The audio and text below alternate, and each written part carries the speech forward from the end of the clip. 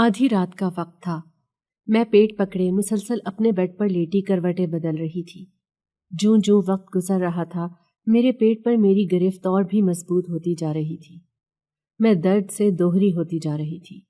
جیسے جیسے وقت گزر رہا تھا ویسے ویسے میرے پیٹ کا درد بھی کم ہونے کے بجائے زیادہ ہوتا جا رہا تھا۔ میں بے آواز رو رہی تھی۔ جب کبھی سسکی بھرتی تو اس کی آواز کو بھی منہ پر ہاتھ رکھ کر دبا دیتی۔ میں نہیں چاہتی تھی کہ میرے رونے اور سسکیوں کی آواز میری ماں تک جائے اور رات کے اس وقت کوئی نیا ہنگامہ کھڑا ہو، لیکن درد اب میری برداشت سے باہر ہوتا جا رہا تھا۔ مجھے رہ رہ کر اپنی جوانی کے آغاز کے دن یاد آ رہے تھے۔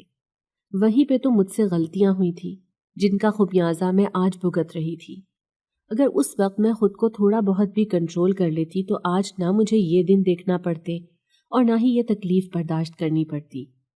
اس تکلیف کو برداشت کرتے کرتے اب میری ہمت جواب دے گئی تھی۔ افسوس تو اس بات کا تھا کہ میں کسی سے کچھ کہہ بھی نہیں سکتی تھی اور نہ ہی کسی کو بتا سکتی تھی کہ آخر میرے ساتھ مسئلہ کیا ہے، کیونکہ یہ سب میرا ہی کیا دھرا تھا۔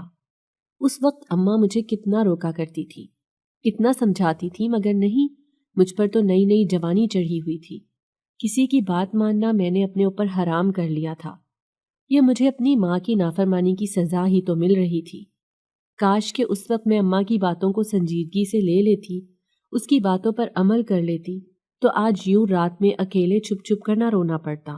مجھے تو یہ سوچ سوچ کر ہی خوف آ رہا تھا کہ اگر کسی دن اماں کو اس بارے میں علم ہو گیا یا اس کو ذرا سی بھنک بھی لگ گئی تو نہ جانے کیا ہوگا۔ میں مر کر بھی اماں کو اس بارے میں پتہ نہیں لگنے دے سکتی تھی، چاہے پھر اس کے لیے مجھے کچھ بھی کیوں نہ کرنا پڑتا۔ یہی سب سوچتے سوچتے میں ہمت کرتے بیڈ سے اٹھ بیٹھی تھی۔ میں نے بیڈ کی سائڈ ٹیبل کا دراز کھول کر اس میں سے دوا نکالی۔ دوا لینے کے بعد میں اٹھ کھڑی ہوئی تھی۔ میرا ارادہ تھوڑی چہل قدمی کرنے کا تھا تاکہ کسی طرح میرے پیٹ درد میں کوئی افاقہ ہو جائے، مگر اس سے پہلے کہ میں چہل قدمی کے لیے ایک قدم بھی آگے بڑھاتی، ایک دم سے میرا سر بھاری ہوا تھا اور مجھے کمرے کی ہر چیز ٹکراتی ہوئی دکھائی دینے لگی تھی۔ اس کے ساتھ ہی میری آنکھوں کے سامنے اندھیرا چھا گیا تھا اور میں اپنے ہوش کھوتی بیڈ پر گر پڑی تھی۔ دوبارہ جب مجھے ہوش آیا تو سویرا ہو چکا تھا۔ میری آنکھ زور زور سے دروازہ بجائے جانے پر کھلی تھی۔ حواس بحال ہوتے ہی میں فوراً سے دروازے کی طرف بھاگی تھی، اس سے پہلے کہ اماں دروازہ توڑ کر اندر آ جاتی۔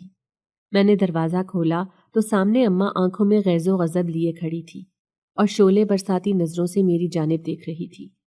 اماں کو یوں اپنی طرف دیکھتا پا کر میں نے اماں کے پیچھے لگی وال کلاک پر نظر ڈالی تھی، جس کی سوئیاں 11:15 بجا رہی تھی۔ وقت دیکھ کر میری نیند بھگ سے اڑی تھی اور اماں کا تیش بھی مجھے سمجھ آ گیا تھا۔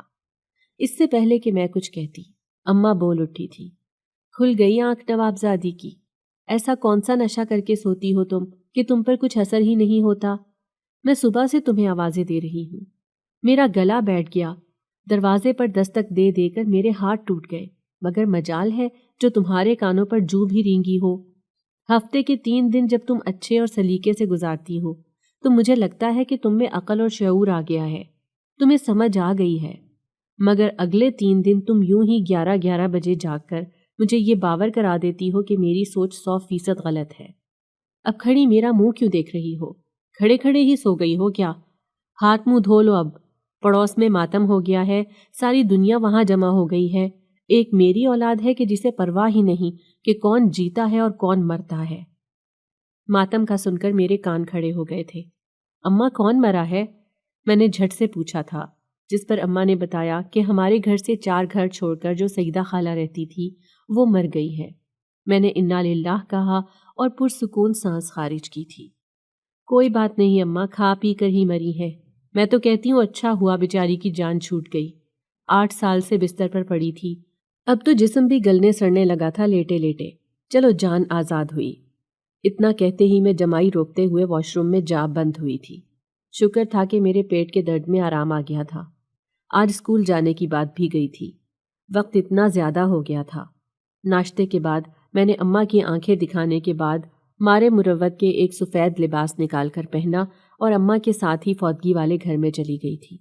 ویسے بھی اسکول تو جانا نہیں تھا، تو میں نے سوچا کہ گھر میں اکیلے رہ کر بور ہونے سے بہتر تھا کہ جنازے میں ہی شریک ہو لیا جائے۔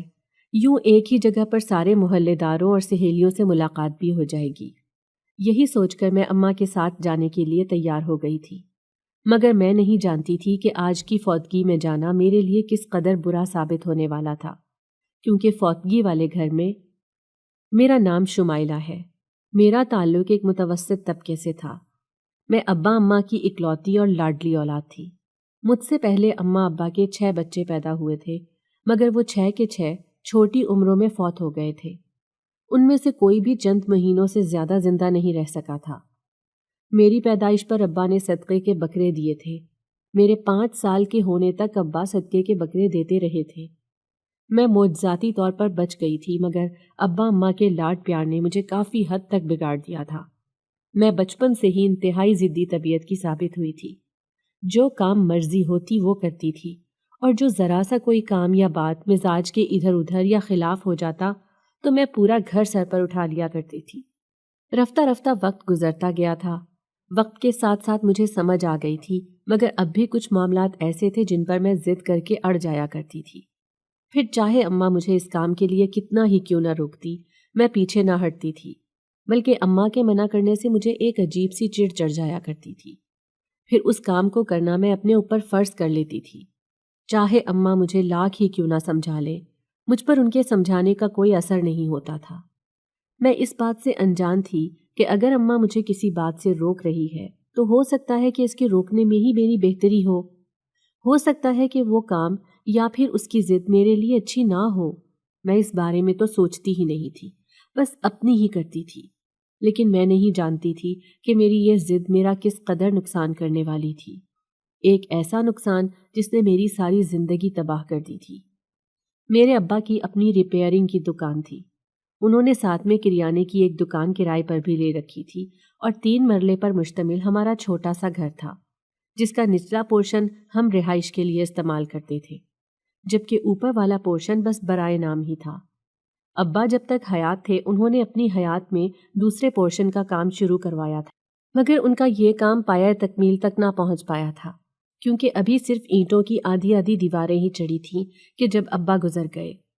میں اس وقت 12ویں کا امتحان دینے کے بعد رزلٹ کے انتظار میں گھر پر ہی ہوتی تھی۔ میرا آگے الیکٹریکل انجینئرنگ کرنے کا ارادہ تھا، اس لیے مجھے رزلٹ کا بے صبری سے انتظار تھا۔ ابا فجر پڑھنے جاتے تو واپس گھر نہیں آتے تھے، بلکہ وہیں سے کریانے کی دکان پر چلے جایا کرتے تھے۔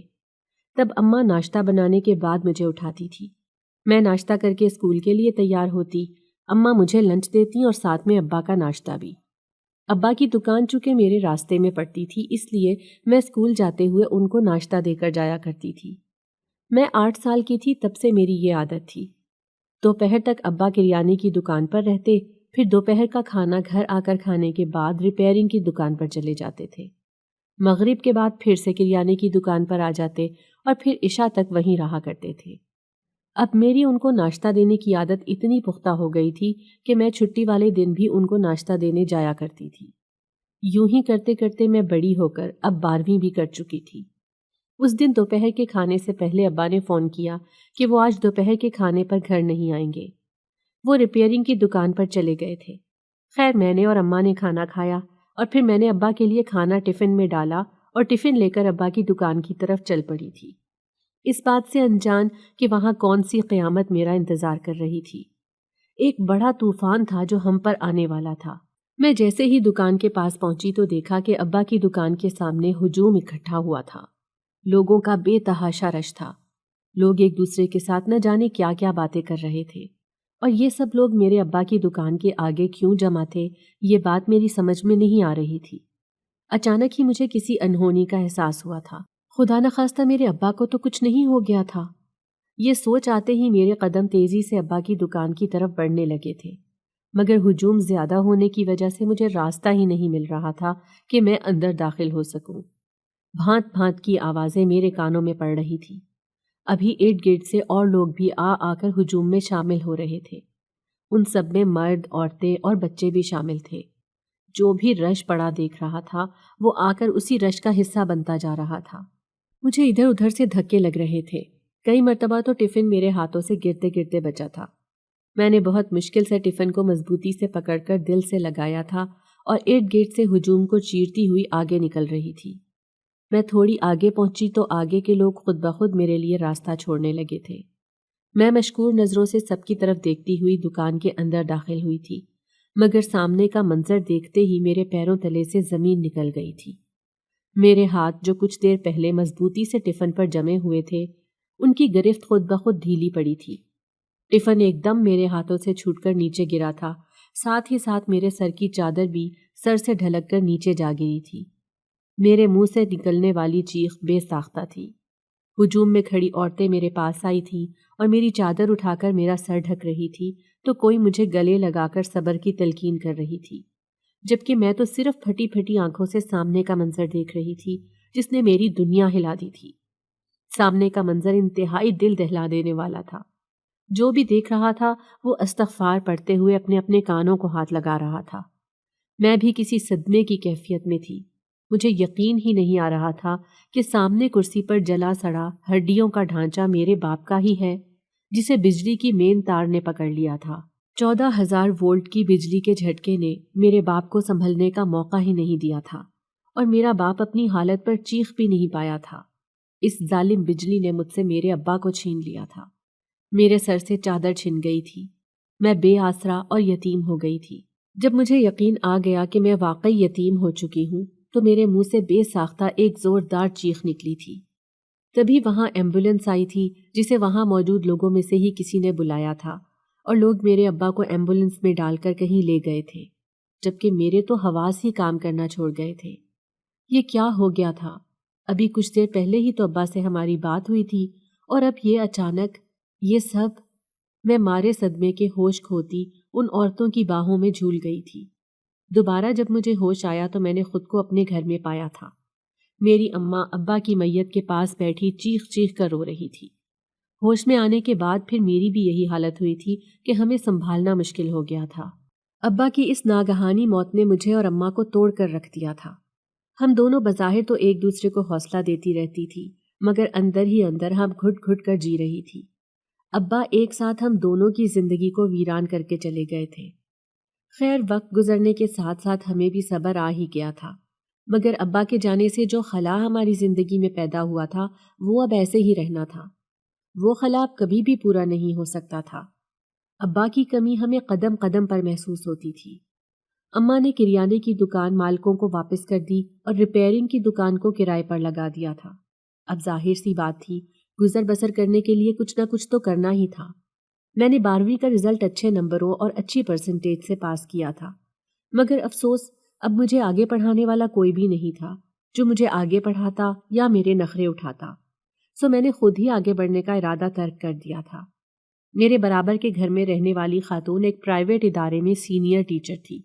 اس نے کہیں اسکول میں میری بات چلائی، جس کے بعد مجھے باقاعدہ اسکول والوں کی طرف سے اسکول میں انٹرویو کے لیے بلایا گیا تھا۔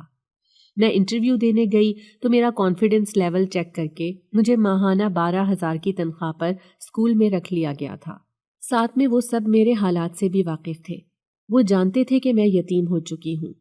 ایک یہ وجہ بھی تھی کہ ان لوگوں نے مجھے اپنے اسکول میں نوکری دی تھی۔ خیر، میں باقاعدگی سے اسکول آنے لگی تھی۔ وقت گزرتا جا رہا تھا۔ اماں بھی عدت کے بعد کپڑوں کی سلائی کا کام کرنے لگی تھی۔ محلے کے کپڑے تو اتنے زیادہ نہیں ہوتے تھے، اس لیے اماں درزی کے پاس جاتی تھی اور وہاں اس کے پاس سے کٹے ہوئے سوٹ لے کر آتی تھی اور ہاف پیمنٹ میں اسے سی کر دیتی تھی۔ یوں اماں کے ہاتھ بھی کافی رقم آ جایا کرتی تھی۔ سب کچھ بہت اچھا جا رہا تھا۔ ابا کی موت کو 1 سال گزر چکا تھا۔ ہم نے گھر میں قرآن خوانی رکھوائی تھی تاکہ ابا کے ایصال ثواب کے لیے دعا کرائی جا سکے۔ اسی سلسلے میں اماں اور ابا کے سارے خاندان والے بھی مدعو تھے۔ میری پھپھو تو اپنے تمام اہل و عیال کے ساتھ آئی تھی، جن میں ان کا شوہر، 3 بیٹے اور 2 بیٹیاں تھیں۔ دعا اور کھانے کے بعد سب لوگ واپس چلے گئے تھے، مگر پھپھو کے واپس جانے کا کوئی ارادہ نہیں تھا۔ مجھے اپنی پھپھو نہ جانے کیوں شروع سے ہی پسند نہیں تھی۔ شاید ایک وجہ ان کا رویہ بھی تھا جو انہوں نے بچپن سے میرے اور میری اماں کے ساتھ رکھا تھا۔ میرے ذہن کے پردوں پر ابھی تک پھپھو کا وہ روپ نمایاں تھا جس میں پھپھو نے میری ماں پر بے تحاشا ظلم ڈھائے تھے، اور اس کی وجہ سے ابا مجبوراً اماں کو لے کر الگ گھر میں منتقل ہو گئے تھے، کیونکہ پھپھو ایک جذباتی اور فسادی قسم کی عورت تھی۔ وہ بلا وجہ ہی اماں کے ہر کام میں نقص نکالا کرتی تھی اور پھر بے دریغ اماں پر ہاتھ بھی اٹھا دیا کرتی تھی، پھر سب کے سامنے مظلوم بن جاتی تھی۔ گھر میں روز روز ہونے والے لڑائی جھگڑوں سے تنگ آ کر ابا کو یہی مناسب لگا کہ وہ سب سے علیحدہ ہی ہو جائیں۔ ابا، اماں اور پھپھو میں کئی سالوں تک ناراضگی رہی تھی، اور پھر 2 سال پہلے پھپھو نادم سی ہمارے گھر آئی تھی۔ انہوں نے ابا اور اماں سے معافی مانگی تھی۔ وہ شرمندہ تھی، اس لیے ابا اور اماں نے بھی انہیں معاف کر دیا تھا۔ پھر سے ان کا ہمارے گھر آنا جانا شروع ہو گیا تھا۔ ابا کی موت کے بعد آج دوسری مرتبہ وہ ہمارے گھر آئی تھی۔ اس وقت بھی صوفے پر بیٹھی اپنی بیٹیوں کو میرے ساتھ کام کرانے کی ہدایات دے رہی تھی۔ میں سب کچھ سمیٹنے میں مصروف تھی۔ جانے اماں اور پھپھو کے درمیان کیا بات ہوئی کیا نہیں، مگر اگلے دن جب پھپھو جانے لگی تو جاتے وقت پیار سے میرا ماتھا چوما اور پھر میرے سر سے کئی نوٹ وارے تھے۔ پھپھو کی آنکھوں میں ایک الگ سی چمک تھی، جبکہ میں نے ان کے عمل پر ابھی تک ششدر کھڑی تھی۔ مجھے ان سے اس بات کی توقع کبھی نہیں تھی۔ خیر، ان کے جانے کے بعد اماں نے مجھے بتایا کہ پھپھو میرے لیے اپنے بیٹے کا رشتہ لائی تھی اور اماں نے ان کو ہاں کر دی تھی۔ میں حیرت سے اماں کی طرف دیکھنے لگی تھی۔ اماں ایسے کیسے کر سکتی تھی؟ وہ مجھے اس عورت کے گھر بھیج رہی تھی جس نے اسے گھر سے نکالا تھا۔ میں نے اماں کے سامنے احتجاج کرنا چاہا تھا، مگر اماں نے کہا کہ اب وہ پہلے جیسی نہیں رہی۔ بھائی کے جانے کے بعد سے وہ بہت بدل گئی ہے۔ وہ بہت اچھی ہیں اور سب سے بڑھ کر تمہاری سگی پھپھو ہیں۔ تم ان کے ساتھ ان کے گھر بہت خوش رہو گی۔ انہوں نے کہا کہ وہ تمہیں اپنی بیٹی بنا کر رکھیں گی۔ اماں نے میرے لیے اعتراض کی کوئی وجہ نہیں چھوڑی تھی۔ یوں کچھ ہی دنوں کے بعد منگنی کی رسم کر کے مجھے جبران کے نام کر دیا گیا تھا۔ شادی میں ابھی کچھ وقت تھا۔ یہ میری شادی کے کچھ عرصہ پہلے کی بات تھی۔ میں حسب معمول اسکول میں آئی تھی۔ بریک کا وقت تھا۔ سب ٹیچرز کے ساتھ ساتھ میں نے بھی اپنے کھانے کے لیے باہر سے برگر منگوایا تھا۔ میری شروع سے یہی عادت تھی کہ میں باہر کی چیزیں بہت شوق سے کھایا کرتی تھی۔ مجھے چٹپٹی چیزیں کھانے کا بہت شوق تھا۔ اس دن بھی میں نے برگر منگوایا، مگر برگر کھانے کے 5 منٹ بعد ہی میرے پیٹ میں شدید قسم کا درد اٹھا تھا۔ میں اٹھتے اٹھتے پھر سے کرسی پر دوہری ہو گئی تھی۔ درد اتنا شدید تھا کہ بے اختیار میرے منہ سے کراہ نکل گئی تھی۔ میرے ساتھ بیٹھا سٹاف میری طرف متوجہ ہو گیا تھا۔ ان لوگوں نے ہی کیب کروائی جن کے ذریعے میں ہسپتال پہنچی تھی۔ ڈاکٹرز نے میرے کچھ ٹیسٹ وغیرہ کروائے تھے۔ جیسے ہی رپورٹس آئیں تو رپورٹس پڑھ کر میرے پیروں تلے سے زمین نکل گئی تھی۔ رپورٹس بے اختیار میرے ہاتھوں سے چھوٹ کر نیچے گری تھی۔ میں نے ڈبڈبائی ہوئی نظروں سے ڈاکٹر کی طرف دیکھا تھا۔ ڈاکٹر نے مجھے احتیاط تو بتائی تھی، مگر اب علاج اس کے بس سے باہر تھا، کیونکہ بہت دیر ہو چکی تھی۔ پانی سر سے اوپر ہو گیا تھا۔ یہ سب میرا خود کا ہی کیا دھرا تھا جو اب میرے آگے آ رہا تھا۔ میں دوائیوں کا شاپر پکڑے مرے مرے قدموں سے ہسپتال سے باہر آئی تھی۔ روڈ پر چلتے ہوئے مجھے ڈسٹ بن دکھائی دی تو میں نے اپنی رپورٹ کے ٹکڑے ٹکڑے کر کے اس میں ڈال دیے تھے، کیونکہ میں اسے گھر نہیں لے جانا چاہتی تھی۔ میں نہیں چاہتی تھی کہ اماں کو اس بارے میں کچھ بھی پتہ چلے۔ میں اماں سے اس بات کو مخفی ہی رکھنا چاہتی تھی۔ ڈاکٹر نے مجھے جو دوا دی تھی اس کو کھانے کے بعد گھر پہنچنے تک میرے درد میں آرام آ گیا تھا، جس سے مجھے کافی اطمینان بھی ہو گیا تھا، ورنہ میں اماں کو کیا جواب دیتی۔ لیکن رات میں جب میں سوئی تو پھر سے وہی درد شروع ہو گیا تھا۔ پھر یہ بات صرف ایک رات کی نہ رہی تھی، بلکہ اب ہر روز میرے پیٹ میں ایسا ہی درد ہوتا تھا۔ اسی دوران میری شادی بھی ہو گئی اور میں رخصت ہو کر پھپھو کے گھر آ گئی تھی۔ پھپھو کے حوالے سے میرے دل میں بہت سے شکوک و شبہات تھے۔ پھپھو کی فطرت ویسی ہی تھی تو پھر پھپھو کیسے بدل سکتی تھی؟ یہ لازمی پھپھو کی کوئی نہ کوئی چال تھی، اور پھر ایسا ہی ہوا تھا۔ شادی کے 15 دن بعد ہی مجھ پر پھپھو کے بدلنے کا راز کھل گیا تھا، جب میں نے انہیں جبران سے بات کرتے سنا۔ وہ میرے شوہر سے کہہ رہی تھی کہ اب وہ مجھ سے بات کرے کہ میں اپنی جائیداد کے پیپرز لا کر اسے دوں۔ میرا شوہر انہیں تھوڑا انتظار کرنے کا کہہ رہا تھا، جبکہ میری پھپھی کا کہنا تھا کہ 15 دن کا انتظار بہت ہوتا ہے۔ اب جلد از جلد اس سے جائیداد کے پیپرز لے کر مجھے دو۔ اب مجھ سے مزید انتظار نہیں ہوتا۔ میں نے انتظار کرنے کے لیے تمہاری شادی جلدی نہیں کروائی۔ پھپھو کی باتیں سن کر مجھے سب سمجھ آ گئی تھی۔ پھپھو میرے ذریعے سے ابا کی زمین، دکان اور ہمارا گھر ہتھیانا چاہتی تھی، جو ابا کی موت کے بعد اولاد ہونے کے ناطے میرے نام ہو چکا تھا۔ میں اسی وقت دروازہ کھول کر اندر داخل ہوئی تھی۔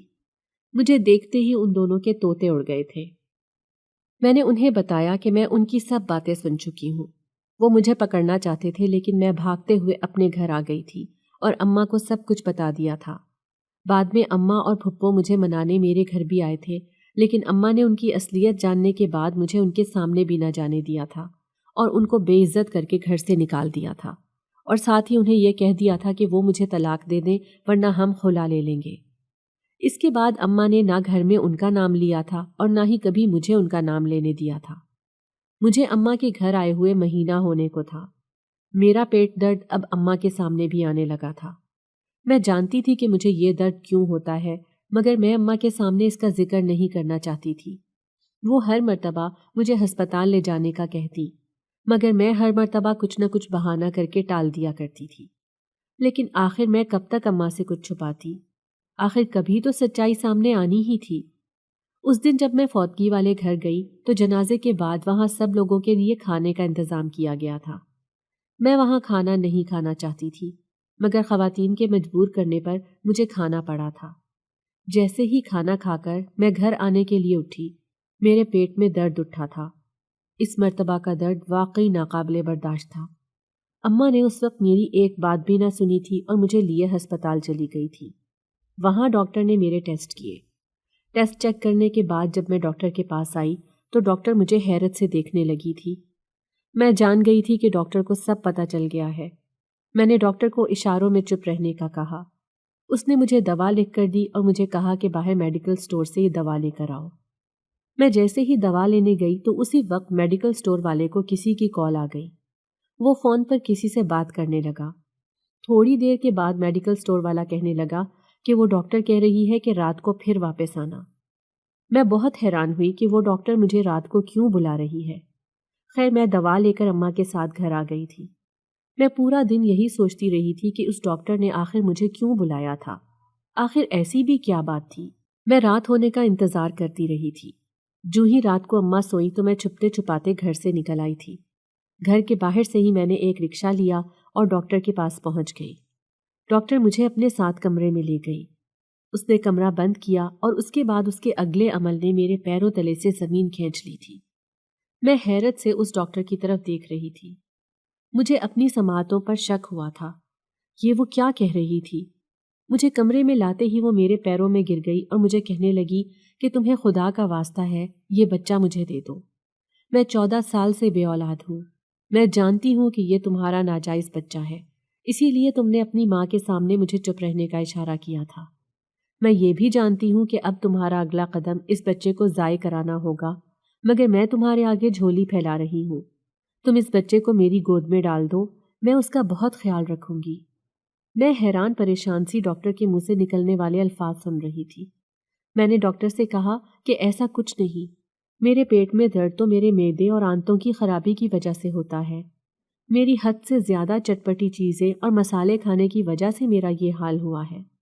میں نے تو یہی بات اماں کو نہ بتانے کے لیے تمہیں اشارہ کیا تھا۔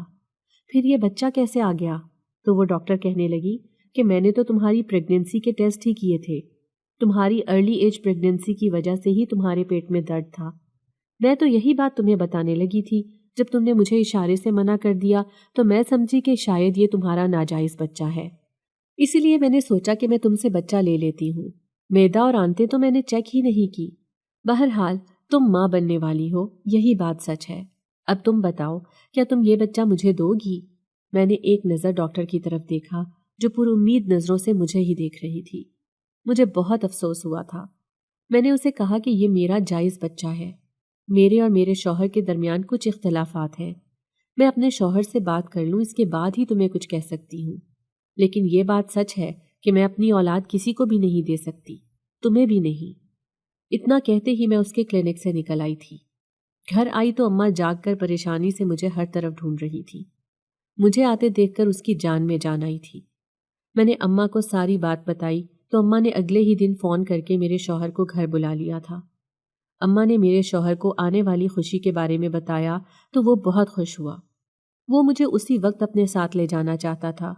جب اماں نے اس کے سامنے شرط رکھ دی کہ اگر اسے اپنی بیوی اور اولاد چاہیے تو اسے ہمارے ساتھ اسی گھر میں گھر جمائی بن کر رہنا ہوگا، ورنہ وہ مجھے طلاق دے دے۔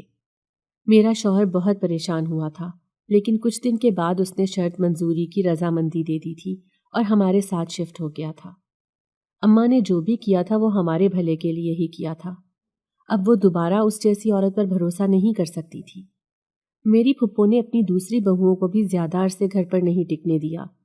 ایک کو تو اس نے طلاق کروا دی تھی اور دوسری کو زہر دے کر جان سے ہی مار دیا تھا۔ اب میری پھپھی جیل میں اپنی باقی کی زندگی گزار رہی ہے، جبکہ میرا شوہر میری ماں کا شکریہ ادا کرتے نہیں تھکتا تھا کہ اگر اس وقت وہ اسے گھر جمائی بننے کا نہ کہتی تو آج نہ جانے میری پھپھو